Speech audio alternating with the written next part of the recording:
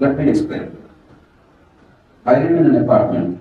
I'm not bothered about whether the neighbor or the leader of the community whom we elected. If the fellow belongs to my caste but the elevator does not function, every day I have to climb up and down at this age of my age, mother has to climb up and down and she cannot. What's that why I caste? What do I get out of it?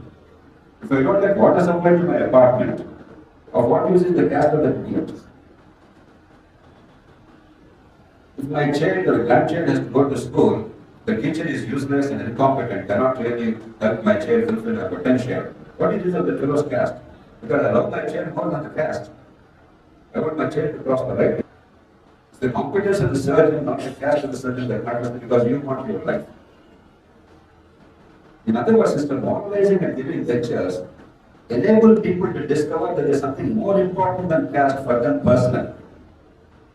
It is selfishness, but enlightened selfishness. A deeper understanding of self-interest. That is more likely to derive caste than giving lectures about your caste background. Because if caste is really useful, you and I cannot eradicate it. If caste is a nuisance, hurting our personal interest, you can dilute it, maybe one day eradicate it. So if people realize that it's actually a nuisance, it's not really benefiting them, then there's a greater chance of people falling. And the state's role is to create a framework in which it's decentralized, effective, very much like my apartment complex I mentioned. In a way that I can see, every citizen can see. In a centralized system, if the delivery is poor, anyway everybody is equally bad, so I look at the caste. It's not an accident.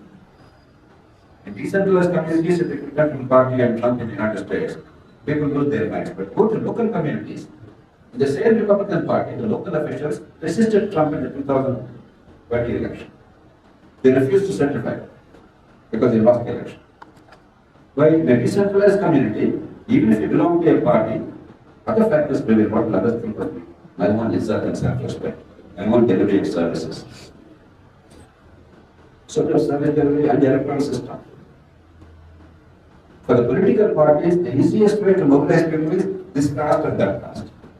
Because if you have no greater self-interest, then promote your loyalty speaking, my caste, my region, my religion, my language.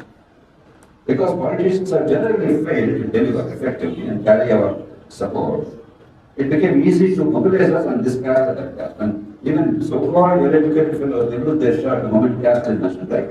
If your caste fellow is a film actor, if that fellow is playing the role of a third lecturer in a fourth grade film, you go, you give party, you put a garland around him, you spend your hard-earned money and make that fellow rich and you become poor.